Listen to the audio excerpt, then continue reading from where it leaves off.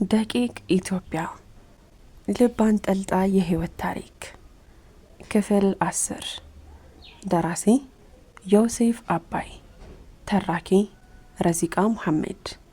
ለሚስክ ዩቲዩብ ቻናል አዲስ ከሆናችሁ ላይክ፣ ሼር እና ሰብስክራይብ በማድረግ ቤተሰቦች እንድትሆኑ በታላቅ አክብሮት ተጋብዛለሁ።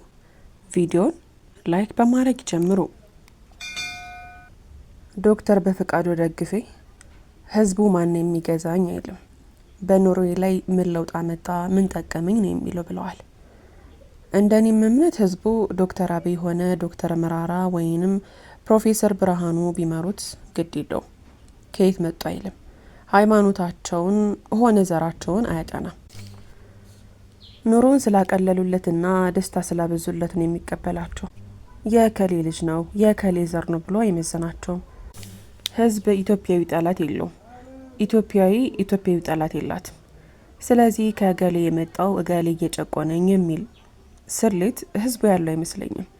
እንደኔ እምነት ሀገሬ ከአምባገነን የምትጸዳው ህገ መንግስቱ ላይ የሰፈረውን የሞንቴክሲኪዮ የፖለቲካ ፍልስፍና በተግባር ስታውል ነው። ህግ አውጪ፣ ህግ ተርጓሚና ህግ አስፈጻሚ በአንድ ጡንቸኛ የሚመዘን ሳይሆን በራሳቸው መቆም ሲችሉ ነው። አንዱ የአንዱ ተላላኪ ከሆነ ነጻነት የማይታሰብ ይሆናል አለ ተስፎ። አንተ የወያኔ ደጋፊ ነህ እንዴ ብሎ ታምራት ተስፎን በግርምት እያየ ጠየቀው። እኔ ማንም ደጋፊ አይደለሁም፣ እኔ የእውነት ደጋፊ ነኝ። ታዲያ እውነታ አሁን ያለው ስርዓት ጋር ነው ያለን የምትለኝ? አንዳንዴ ይኖራል፣ አንዳንዴ ደግሞ አይኖርም። መሀል ሰፋሪ ነህ በዚህ አይነት። ከዚያ ብትበድበኝም ምንም አይመስለኝም። እኔ አገሬን እንጂ የፖለቲካ ቡድንን በጭፍን አልደግፍም። አመለካከታችንን በእነሱ ፍላጎት ልክ ለመስፋት ለሚፈልጉ ፖለቲከኞች ደግሞ እኔ የስልጣን ጥማቸው የመሰረት ድንጋይ መቼም አልሆንም። እኔ የገዦች የስልጣን መሰረት ሁን አላልኩም። አቋም ሊኖርህ ይገባል ነው የምለው። ገለጽኩልህ እኮ አቋሚን ታሜ። ለምንድን ነው እየገባ የምታስለፈልፈኝ? በአጭር ቋንቋ አቋሚ የሀገር ፍቅር ነው። ከዚያ ውጭ ያሉት እንደየሁኔታቸው መዘናቸዋለሁ እንጂ አልደገፍባቸውም፣ አልቃወማቸውም። ይህችማ የአጭበርባሪዎቹ ፕሮፓጋንዳ ነች። መች አጣኋትና የነ አይጋ ፎረም የነ ዳንኤል ብርሃኔ ሰበካ ነች አለ ታምራት። ይህን ጊዜ ተስፉ ተበሳጭ። ታሜ ንግግሬን አታጣማው። እኔ አይጋንም ኢንተርቪውንም ኢትዮ ዳይናሚንም ናዝሬትንም ኢትዮ ፈረስትንም አዲስ ነገርንም ኦንላይንም ዋልታንም ሁሉንም አነባለሁ። እኔ ግን መርጦ ማንበብ ይጠቅማል ባይኔ አለ ታምራት ፍርጥም ብሎ። ለምን? ምክንያቱስ? ሁሉንም ማንበብ ሁሉንም መቀበል እኮ አይደለም ካልክስ ልጨምርልህ። ጀዋርንም አሉላ ሰለሞንንም እከታተላለሁ። ሁሉንም ማንበብ አይጎዳም። የቦቂ ፍልስፍና፣ የአለማየሁ ገላጋይ መጣጥፍና ትንተና፣ የእንዳለ ጌታ ወግ፣ የአብይ ተክለ ማርያም ትዊት፣ የመስፍን ነካሽ ሂስ ያስተምሩኛል። የታምራት ወዝ ያለው ጽሁፍ ይናፍቀኛል። የፕሮፌሰር መስፍን የማያረጃ አመለካከት፣ የፕሮፌሰር እንድሪያስ ፍልስፍና፣ የዲያቆን ዳንኤል ክብረት ወግና ታሪክ ሳልመርጥ አነባለሁ። ያሬድ ጥበቡ ሲጽፍ አያመልጠኝም። ታማኝ በየነን፣ ሚሚ ስብሃቱን፣ መዓዛ ብሩን እሰማለሁ። አማራ አረጋውያን፣ ተስፋዬ ገብረአብ እንደ ጋዜጠኝነት የጻፉትን አነባለሁ። የሀገሬን ሰው በሀሳብ ባልስማማውም እንደ ጠላት አላየውም። እንደ ጠላት መታየት ለእኔ ትልቅ መሳሳት ነው። ምክንያቱም ጉዳቱ በስቷል። ያነበብኩትን ሁሉ እንደወረደ እቀበላለሁ ማለትም አይደለም። ሁሉም ድረገጾች የተለያየ አቋም ስላላቸው ወይም በእኔ ፍላጎት ልክ ስላልተጻፉ ብቻ አላነባቸውም ወይም አልተዋቸውም። የማልቀበለውን ሀሳብ አልቀበልም፣ ልክ የሆነውን ደግሞ እቀበላለሁ። ግን ያ ማለት ደግሞ እንዳልጎበኛቸው አያደርገኝም። እነሱ ግዴታቸውን ሲወጡ እኔ ደግሞ ግዴታዬን አውቃለሁ። አንብቦ መለየት አያቅተኝም። የሀሳብ ልዩነት ወደ ጥላቸው የሚያመራ ፖለቲካና ወገኝተኝነት ውስጥ እንዲከተኝ አልፈልግም። ለምሳሌ ያህል በእኛ ስህተት አብይ ተክለ ማርያምን ጋዜጣ እንዳያሳትም አድርገን ብቻ አልለቀቅ ነው። መጀመሪያ እንዲሰደድ ያደረግ ነው። ከዚያ በስደት መማረሩ ሳይበቃው ፌስቡክ ላይ እውቀቱን እንዳካፈልና ለቢጤዎቹ ብቻ ትዊተር ውስጥ እንዲመሸግና እንዲቀነጭር አድርገነዋል። አምላኬ ይልህ መለስ እንዲል አድርገነዋል። ሰውን የሚወደውን ማሳጣት በእውነት ያማል። ሰውን መድረሻ ማሳጣት የት ያደርሰን ይሆን? እንደኔ የሚበልጠንን ማክበርና መማር የሚጠቅመን ይመስለኛል። አንዴ ካመለጠ አመለጠን ነው። ቻው። ጊዜና ሁኔታን ካመለጠ የማይታሰብ ነው። ስለዚህ ታሜ መፈረጅ መለጠፍ የትም አያደርሰንም። የሚያዋጣን መቻቻሉ ነው። የማያስማማንን ሀሳብ ከማንደግፈው አካል ጋር ሲመሳሰል ይሄማ የእንቶኔ ደጋፊ ነው የሚለው መንገድ ወደ ቁልቁል የሚመራን ቢቀርብን ይሻላል። ይህንን ካለ በኋላ ተስፉ ጭንቅላቱን ነቀነቀ። እሱና ታምራት በሀሳብ ብዙ ጊዜ ቢለያዩም ይህን ያህል ይርቃል ብሎ ግን ገምቶ አያውቅም። ድሮም የዘመኑ ልጆች ምን አቋም አላችሁና በእኛ ጊዜ የእግራቸው እስኪተላ እየተገረፉና እየተገደሉ ነው ወንድሞቻችን ለዓላማቸው የጸኑት። የምን መርመጥመጥ ነው? የምን ከዛ ከዚህ መዘላበድ ነው? የምን እዚያም እዚህ መነካካት ነው? እናንተ በዓላማና በአቋማችሁ አጸኑ ሲለው ታሜ የዓላማ ጽናት ሳይሆን ሲነዱ አለመነዳት ነው። የእናንተ ዘመን ካነሳህ ላይ ቀር ልንገርህ፣ እስካሁን ድረስ ከ40 ዓመት በላይ ፖለቲካውን የተቆጣጠረው የእናንተው ያ ትውልድ ነው። ከግራም ሆነ ከቀኝ አሳዳጅና ተሳዳጅ ገዥና ተቃዋሚ ሆነው የምናያቸውና የፖለቲካ ምህዳሩን ያጠበቡት ያ ትውልዶች ናቸው። ነባራዊቷ ኢትዮጵያ የመንችካ ፍላጎታቸው ውጤት ነች። የቸና ሸ ትግላቸው ነው እዚህ ያደረሰን። ትውልዱ የሞተውም የገደለውም ለጭቆኑ ህዝብ ሳይሆን በማርክሲዝም ፍልስፍና ውስጥ ላነበበው ጭቆና ነው። ወይንም ንጽጽሩን ያመጣለት በወቅቱ የነበረው ዓለም አቀፋዊ ትልቅ ንቅናቄ ነው። የአንተ ትውልዶች ቲዎሪው ላይ አንድ ሆነው ትግሉ እኔ በእኔ መንገድ ልምራ በመባባል ሰይፍ ተማዘዙ። ጭቆናን አብዛኞቹ ከማየት ውጪ ስላልኖሩት በቃላት ስንጠቃ ሰነጣጠቁት፣ ተጋደሉ፣ አስገደሉ። ያንተ ትውልዶች የትግል መሰረት ህዝቡ መሆኑ ቀርቶ የርዕዮተ ዓለም አተያይ አረዳድና አፈጻጸም ሆነ። ትግሉ የግል ፍላጎት እምነትና ስሜት አሸናፊነት ሜዳ ሆነ። ሲቆይም የስልጣን ሽኩቻነቱ አደረጉት። አገርን መቀመቅ አወረዱ። እዳው ደግሞ ከ40 ዓመት በኋላም ተከፍሎ የማያልቅ ሆነ። የአገር እዳ የዚህ ትውልድ እዳ ምናልባትም የመጪው ትውልድ እዳ አደረጋችሁት። የራስን ወንድም በመግደል እንዴት ማሸነፍ ይቻላል? የእነዚህ ፖለቲከኞች ዋነኛና ትልቁ ችግር ምን እንደሆነ ልንገርህ፣ ህዝብን አላዋቂ አድርገው መቁጠራቸው ነው ብሎ መልስልኝ በማለት እጁን ወደ ታምራት ዘረጋ። You never cease to amaze me ብሎ ታምራት ጭንቅላቱን ነቀነቀና ቀጠለ። ህዝቡን እናስተምረህ እንጂ አታውቅም፣ እናውቅልሃለን መቻሉት ካልክስ በእኔ ጊዜ የነበሩት የለውጥ አቀንቃኞች ከህዝቡ በላይ ንቃተ ህሊና ነበራቸው። ተዋክህ ከህዝብ በላይ አዋቂ የለም። ህዝብ በዘመናት አብሮ በመኖር በአባትና በአያት በትውልድ እየተወራረሰና እያዳበረ የመጣ ልምድን የቀሰመ አዋቂ ምሁር ነው። ምናልባት አብዛኛው ህዝብ የሌኒን የፖለቲካ ፍልስፍና አልተነተነ ይሆናል። የዳርዊን ቲዎሪንም አያውቅ ይሆናል። ኢኮኖሚስትም አይሆን ይሆናል። ግን ለራስ የሚጠቅመው መጥፎና ጥሩ መለየት ይችላል እኮ። ታሜ አሁን አንተ ይጠፍቶህ ነው ብሎ በግርምት እያየው ጠየቀው። ህዝቤ ይጠፋዋል አላልኩም፣ ግን የወቅቱ ታጋዮች እኔ ያውቅልሃለሁ ያሉት ስለ ጠቅላላው የዓለምና የሀገር ሁኔታ የተሻለ የማወቅ ዕድል ስለነበራቸው ነው ማለት ነው። ልጅ ተስፉ ነገር አታጣም ብሎ እንደ መገሰጽ ተናገረው። እኔ ያውቅልሃለሁ እኔ ነኝ የማዘህ እንደማለት ነው። ያ ትውልድ እርስ በራሱ መደማመጥ አልነበረውም። ማውራት ብቻ አዳምጡኝ ብቻ ነበረ ሁሉም የሚለው።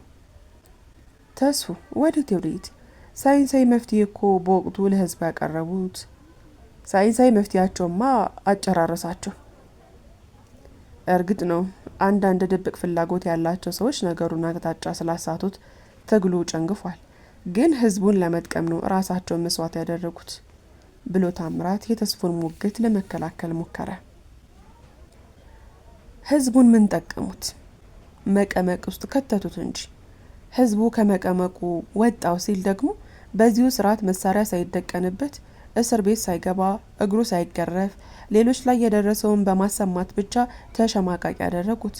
የግራና ቀኙ ጥፊ አብዛኛው ህዝብ ከእለት ጉርስ የበለጠ የህይወት ዓላማ የሌለ አድርጎ እንዲያስብ ደግሞም አድርጎታል።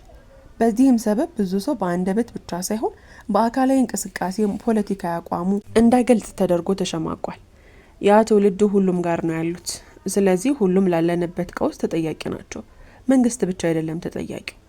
አንዳንዶቹ አሜሪካ የተንደላቀቀ ኑሮ እየኖሩ አጠገባቸው ያሉትን ወገኖች እንቆጣጠርህ እንወቅልህ የሚሉ ፖለቲከኞችንም ለቀውሱ አስተዋጽኦ አላቸው። ደግሞ እነሱ ምን አደረጉ? ባላንጣን በወሬ ለማሸነፍ የኢንተርኔት ጦርነት ላይ ያሉት እነሱ አይደሉ እንዴ? ጦር ከፈታው ወሬ የፈታው ይባል የለ? ያ ተረት ለእነሱ አይሰራም። በወሬ የፈቱትስ ምን አለና? ተው እንጂ ተስፉ፣ አውቃ አታስለፍልፈኝ። ወያኔን አሁን ሽባ ያደረገው ማን ሆነና? እሱን ለቄሮቶ መሪው ያልታወቀውን የህዝብ በሳል ንቅናቄና ለሌላ ባንሰጡ ይሻላል። ባይሆን እነዛኞቹ የቆሙለትን አላማ ሀቀኛና የሚያምኑበት ከሆነ ትክክለኛው ትግል ውስጥ ለምን አይገቡም? አሁን አንተ የፖለቲካ ስህተት ያለው ተቃዋሚ ላይ ብቻ ነው የምትለው? አልወጣኝም። እና የዚህም መንግስት ጥፋት በምሳሌ ላስረዳ። የሚሰደደውን ኢትዮጵያዊ ብዛቱንና ጉዳቱን አስበኸው ታውቃለህ? ስንቱ ነው በሱዳንና ሊቢያ አድርጎ ወደ ጣሊያን ለመግባት ሲባዘን ህይወቱ ያለፈው? ስንቱ ነው የመን ለመግባት ሲል በረሃና ባህር የበላው? ስንቷን እጅ የተደፈረችው? ስንቶቹ ናቸው የተገደሉት? ስንቶቹ ናቸው ሲና በረሃ ላይ ታግተው ማስለቀቂያ ረብጣ ዶላር የተጠየቀባቸው? ተገድለው የሰውነት አካላቸው የተወሰደ? ስንቱ ነው በስደት የደረሰበት ግፍና በደል ከአቅሙ በላይ ሆኖበት ራሱን የገደለው? የዚህ ሁሉ መንስኤ ድህነት ነው። የኢኮኖሚ ድህነት ሰውን መኖር እንዲጠላና ሞት የሚጋብዝ ስደት እንዲመርጥ እያደረገው ነው። ድህነቱን ያመጣው ደግሞ መንግስት እንጂ አገሪቱ አይደለችም። ኢትዮጵያችን ሀብትና አቅም አጥ አይደለም።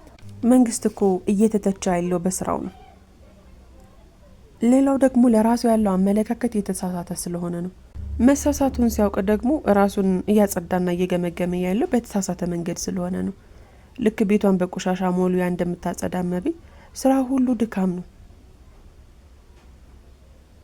የቆሻሻ ሞሉያ ሲጨመቅ ቆሻሻ ሊወጣው ይችላል። ቆሻሻው ግን ከወለሉ የተነሳ ሳይሆን እዚያው ሞሉያ ላይ የነበረው ነው። የቤቱ ጽዳት ሳይጀመር ያለቀ ይመስለዋል። አለመጀመሩን አውቆ ወደ ቤት ማጽዳቱ ከመሄድ ቤቱ ጸዳ፣ ስራ ያለቀ፣ ድካሚም ውጤታማ ነው ማለትም መንግስት ይወዳል። የጽዳቱ ዓላማ እኮ ቤቱን ንጹህ ማድረግ እንጂ ሞሉያ መፈተግ አልነበረም። ስለዚህ መንግስት መወቀስ አለበት፣ መወገዝ አለበት። የሀገራችን መንግስት ስለሆነ ዝም ልንለው አይገባም። ስለምንጠላው ሳይሆን እንዲስተካከል ስለምንፈልግ ነው የምንነቅፈው። ምክንያቱም የሚመራት የምንወዳትን ሀገር ነው። አገራችን ደግሞ እያንዳንዷ ቅጽበት ሳያመልጣት እንድትዋብበት እንፈልጋለን። ውበቱ አገሬ ላይ ቢሆን ልቤን የሚያሸፍተው ፎቅ፣ ሱቅና መዝናኛ ዱባይ ላይ ሆኜ ሊያስደስተኝ አይችልም። ባየው አላስተውለውም፣ ባስተውለውም ውስጥ አይቀርም። ምክንያቱ ደግሞ የባዕድ ሀገር ውበት ስለሆነ፣ በስደት ስሜት ውስጥ የሚታይ ውበት ስለሆነ ነው። ደግሞም በስደት ላይ ሆነን ለደስታ ብለን የምናደርጋት እያንዳንዷ ነገር ከእውነተኛ ፍላጎታችን የመነጨ ሳይሆን ከሚያስጨንቀን ጥያቄ ለማምለጥ ነው። ለደስታ ብለን የምናደርገው ነገር ሳያስደስተን ሲቀር እንማረራለን። ምሬቱ ትዕግስትን ሲያሸንፍ ደግሞ ኢትዮጵያዊነታችን ያስጠላናል። ሰው እንዴት 40 ዓመት የሚኮራበት ሀገር አጥቶ ሲንከራተት ይኖራል? ላለፉት 40 ዓመታት የአምላክ እርግማን ላይ ይሁዳያን ሳይሆን ለኢትዮጵያን እስኪመስል ድረስ እንደ ጨው ዘር ተበትነን የሰው ሀገር እሴት ሆነናል እኮ። አሁን ደግሞ መንግስት ሲያጠፋ አይቶ ዝም ማለት ያልቻሉ እያንዳንዱ ኢትዮጵያዊ ቀስ በቀስ ከሀገሩ እንዲወጣ እየተደረገ ነው። ታምራት የፌዝ ሳቅ ሳቅ አለና ቀጠለ። ምናልባት ሀገሪቷን ዝም ማለት ያልቻሉ ሰዎች ብቻ እንዲኖሩባት ሌላ 40 ዓመት ሳያስፈልግ አይቀርም። መንግስት አጥፍቶ ሲነገረው ቢያዳምጥ ይሻለዋል። አሊያ መስማት የተሳነው መንግስት አንድ ቀን አድማጭ አጣ አቅመ ቢስ ይሆናል። አሁንም ቢሆን ደጋግሜ መንግስትን ከመውቀስ ወደ ኋላ አልልም። አልጨረስኩም በሚል እጁን ዘርግቶ ካሳያቸው በኋላ ተስፉን እያየ ቀጠለ። እስቲ ከዚያ ከሚያምር ቤት ውጣና ዴራ ሂድ። የመርዲፍ ኑሮ ሳይጋርድ ሀቁን ፍሪጅ መሮር ጋሪው ወደዛ ቤት ሂድ። አንድ ኢትዮጵያዊን አውራት። ለምን እንደተደሰተች ትነግርሃለች። ለራሷ ብቻ አይደለም የተደሰተችው፣ ለእናቷና አባቷ ብቻም አይደለም የተደሰተችው፣ ለእህት ለወንድሞቿ ብቻ አይደለም፣ ለዘመዶቿ ብቻ አይደለም። የመጨረሻው የስደቷ ምክንያት ሀገሯ ነው የሚሆነው። ለሀገሬ ነው ብላ ባትነግርህም ለሀገሯ ብላ ከሀገሯ እንደወጣች የምትረዳው የላቧን ውጤት ራሷን በድላ ወደ ሀገሯ መላኳን ስትረዳ ነው። ለዘመዶቿ ከምትልከው ብር መንግስትም በሐዋላ ይጠቀማል። ባንኮችም በአገልግሎታቸው ያተርፋሉ። የሀገራችን ባንኮች ትልቁ ትርፋቸው ከሐዋላ እንደሚገኝ የታወቀ ነው።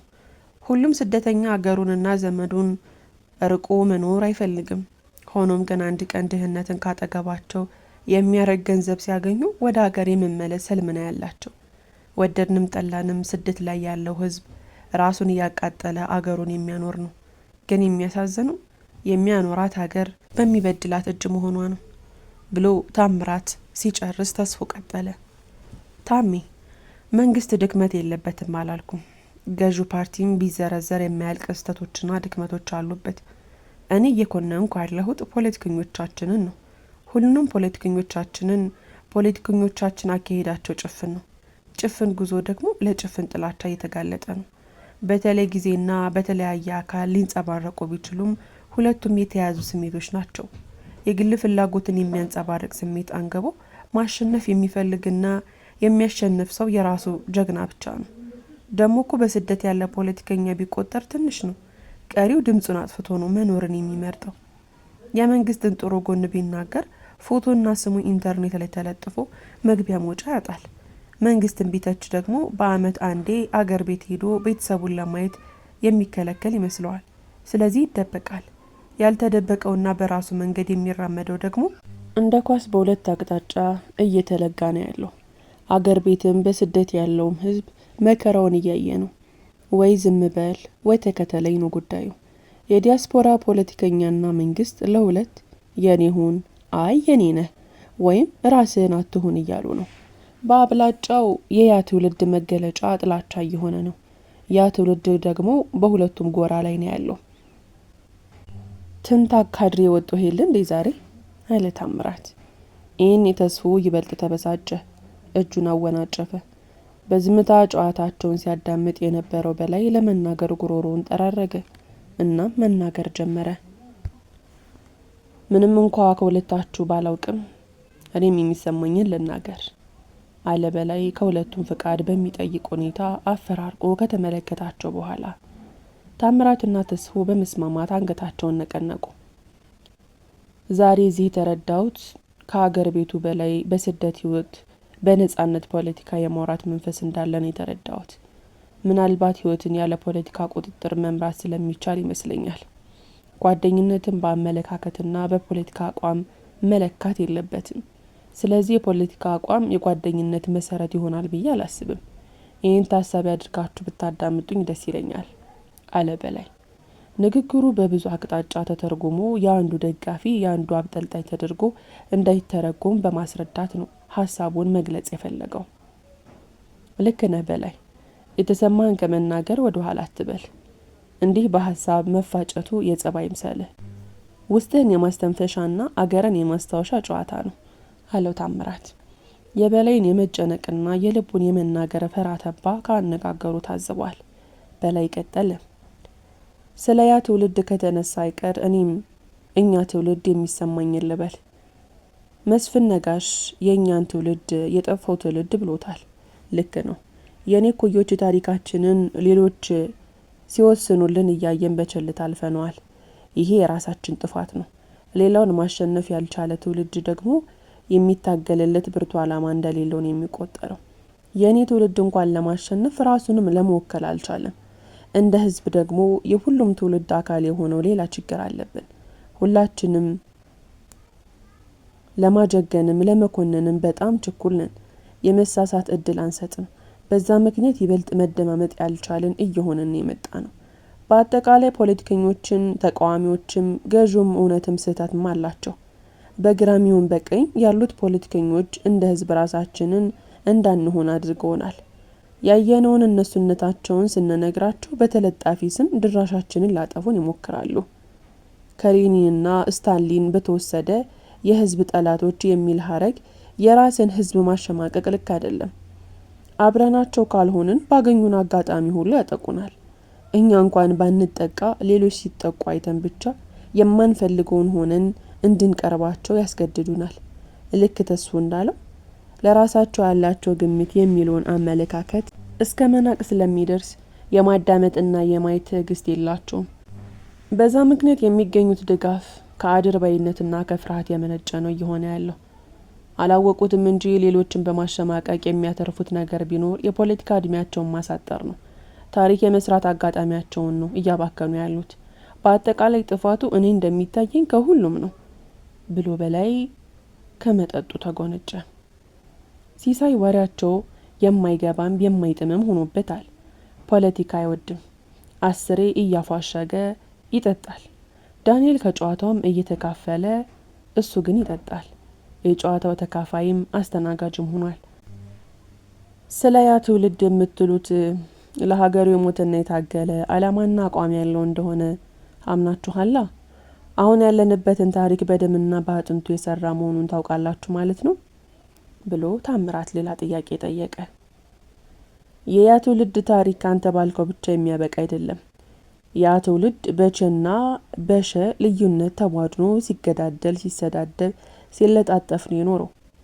ከፊውዳሉ ስርዓትና ካደረጋችሁት ትግልና መስዋዕትነት በበለጠ እኮ እርስ በራሳችሁ በአንድ የፖለቲካ ፍልስፍና ጥላ ስር ሆናችሁ የተጫረሳችሁት ይበልጣል። የሶሻሊዝም ፍልስፍና በዓለም ላይ አቅመ ቢስ ሲሆን ደግሞ ሁሉም በአንድነት የዲሞክራሲ ጠበቃ ሆኑ። እዚህ ላይ አንተን አይመለከትም። የፖለቲካ መዘውር ውስጥ ገብተው ፓርቲ የሚያሾሩት ናቸው የሚመለከተው። አሜሪካ የነበረውም በረሃ የነበረውም የደርግ ሸንጎ የነበረውም የዲሞክራቲክ ፓርቲ ሊመናቀርበት ሆኑ። ከ40 ዓመት በኋላም የፖለቲካ አናት ላይ የቆሙት እነሱ ናቸው። ባለስልጣኑም ታዋቂውም አሳሪውም ታሳሪውም የስደተኛ ፖለቲካ መሪዎችም የዛሬ 40 ዓመት በአንድ ላይ ፋኖ ተሰማራን አንድ ላይ የዘመሩ ለመሬት ላራሹ ሰልፍ የወጡ ወንድማማቾች ናቸው። ስለዚህ ከኪሳራቸውና ከጥቅማቸው የትኛው ይበልጣል ብሎ ተስፉ ታምራትን ጠየቀው። እንዴ እነርሱ ምን አደረጉ? እናንተ እኮ ነው ታሪክ መስራት ያቃታችሁ። እናንተ የጠፋችሁበትን መድረክ ተክቷችሁ ስለተንቀሳቀሱበት ምን አጠፉ? ከዚህ በላይ ምን ያድርጉ? የተለየ ራዕይ ያለው ሰው ሲመጣ ኩርኩም ያደርጉታል። ከጥቅማቸው እኮ ኪሳራቸው በለጠ።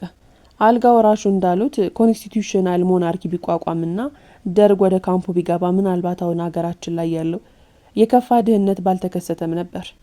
ያ ትውልድም ስልጣን ለመያዝ ከመራኮት ሀገሩን አቅጣጫ ያሲዝ ተብሎ ይመሰገን ነበር። መሰረታዊ የሆነ ለውጥ ኢትዮጵያ ላይ የኔ ትውልድ ስላመጣ የከሰረ ትውልድ አልለው። ራሱ ከስሮ የኛንም ጊዜ እኮ እያከሰረ ያለ ትውልድ እኮ ነው ታሚ።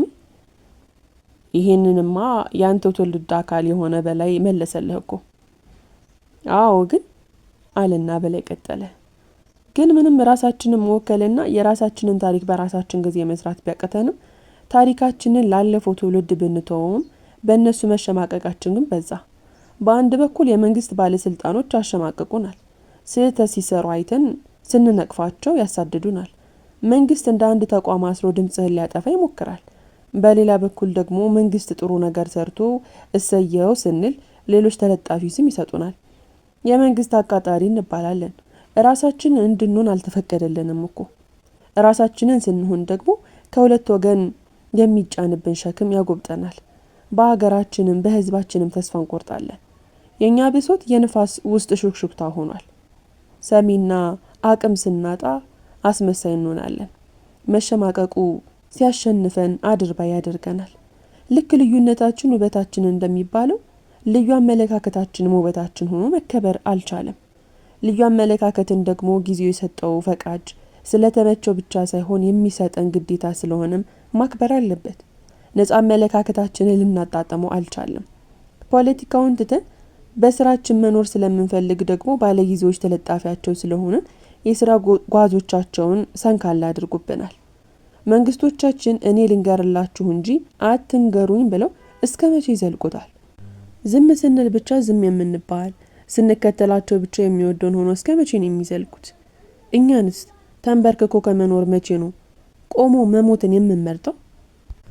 ብሶት ብሶት ምርር ብሎት ነው የሚናገረው። አይን ውስጥ አቅመቢስነት፣ አማራጭ ማጣት ይታያል። መልስ ፍለጋ በሚመስል መልኩ ሁለቱንም አያቸው። በዝምታ ተውጠዋል። ቀጠለ። ከሁኔታው አገር ቤት እያለ የደረሰበት ነገር እንዳለ ያስታውቃል። ከዚያ እንሰደዳለን። እንደ ቴዲ አፍሮ ዘፈን አንገት ከሚሰበር ባይበላስ ቢቀር ሳይሆን አንገት ከሚሰበር ራቅ ብለን እንኖር ብለን እንሰደዳለን ብሎ ጸጥ አለ። ይህኔ ተስፉ ቀጠለ። የበላይ ሀሳብ ተስማምቶታል። ውድና የተከበራችሁ የሚስኪ ዩቲዩብ ቻናል ተከታታዮቼ ክፍል 11 ይቀጥላል። ታሪኩን ከወደዳችሁት ላይክ፣ ሼር፣ ሰብስክራይብ ማድረጋችሁን እንዳትረሱ። በቀጣይ ክፍል እስከምንገናኝ ድረስ በያላችሁበት ቀንና ሌላችሁ ሸጋ ይሁንልኝ።